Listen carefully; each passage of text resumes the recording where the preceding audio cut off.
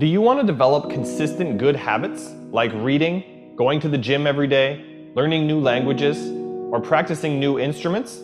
Or do you want to kick bad habits like eating unhealthy food, biting your nails, watching too much TV? 3 years from now, you can have what you need. You got to be careful about it. You can't have everything. You can have what would be good for you, but you have to figure out what it is, and then you have to aim at it. We know that sometimes you can be uncomfortable, but you can be uncomfortable and hopeful rather than uncomfortable and fearful. People go through their lives without knowing what it is they want to do. You don't have to be where you think you want to be in order to be happy. You just got to be on the way to where you want to be in order to be happy. You're going to get what you're looking for. So if you're looking for success, you're looking for happiness, you're looking for prospects, you're looking for recruits or clients, I'm telling you, the more you're consciously looking for those things, you're going to see them. When you're looking to win, you're looking for victory. Sit on your bed one day and ask yourself, what remarkably stupid things am I doing on a regular basis to absolutely screw up my life? And if you actually ask that question, but you have to want to know the answer, right? Because that's actually what asking the question means. It doesn't mean just mouthing the words. It means you have to decide that you want to know. And so be very careful what you set your mind towards, what your outcomes are, because you're going to find them. Your mind's powerful. You're powerful. You're more powerful than you think you are. And if you could just get clear on what you're looking for, get super specific with great clarity, great specificity about what it is you want, it's sitting there for you to find if you look for it. The time is now. The time is now to express and for people to believe in themselves. The time is now for it to be okay to be great. Right there and then, you have an opportunity to steer your thoughts and your emotions in the direction that you want them to go, not in the direction that they're telling you to go. In other words, you can literally choose to seize the day, or you can let the day seize you.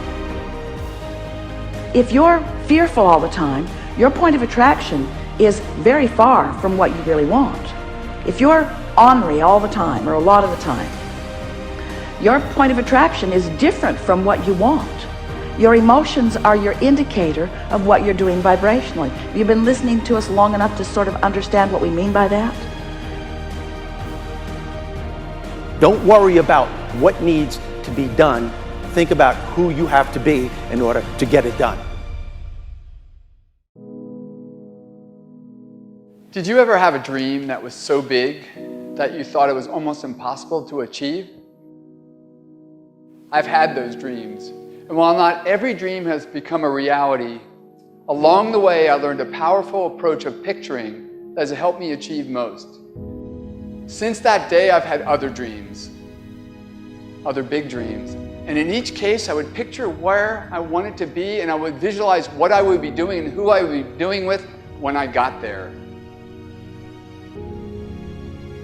As the saying goes, you can't make a basket if you never take the shot. I knew I would miss the shot sometimes, and the failure would dampen my spirit, but I would be better off for my efforts and I would be okay.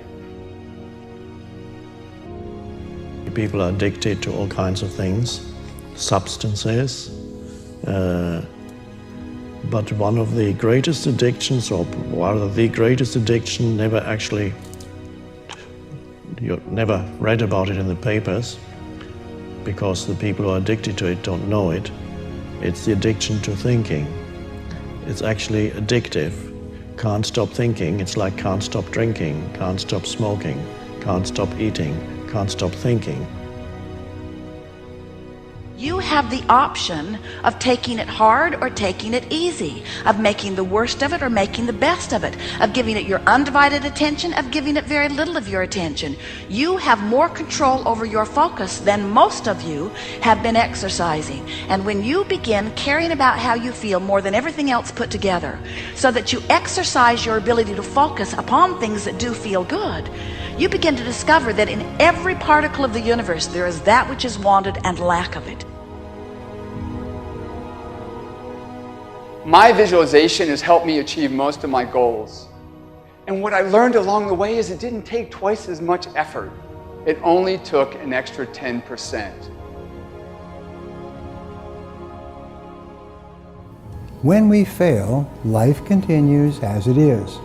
We can stay in our comfort zone. Success, on the other hand, challenges us. It pushes us and it exposes us to rejection.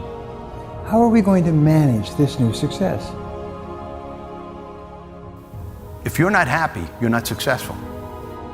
If you're not enjoying yourself during the process of whatever it is you're trying to achieve, there's a problem.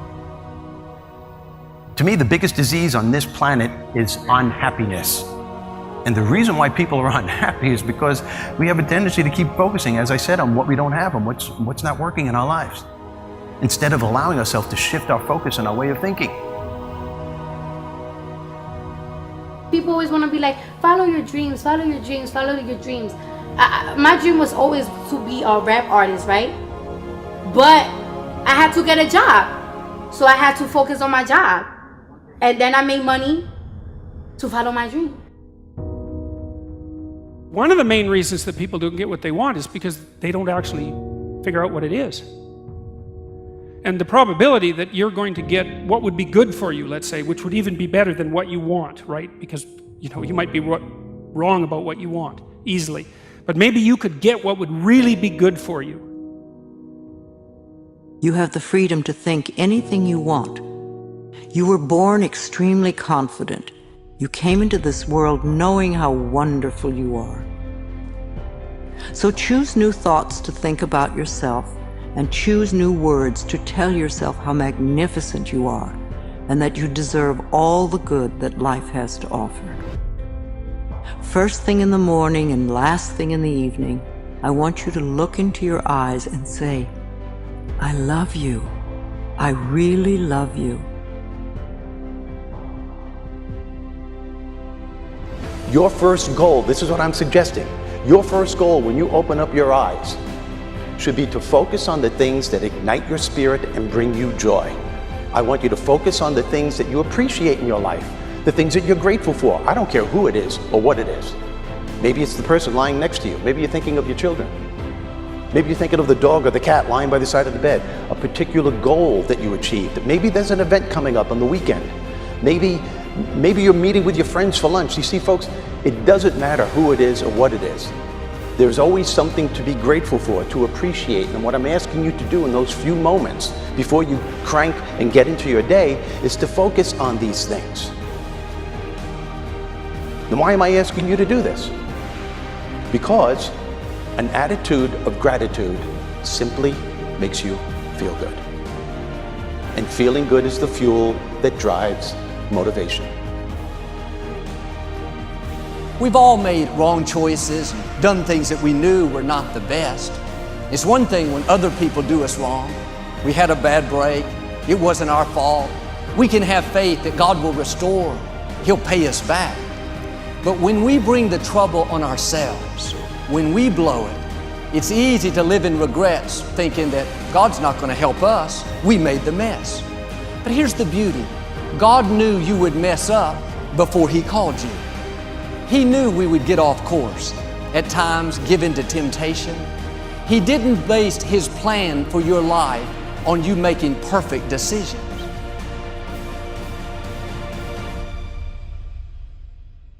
Through success, I represent the possibility of what you can achieve and what you can do with your life and your career.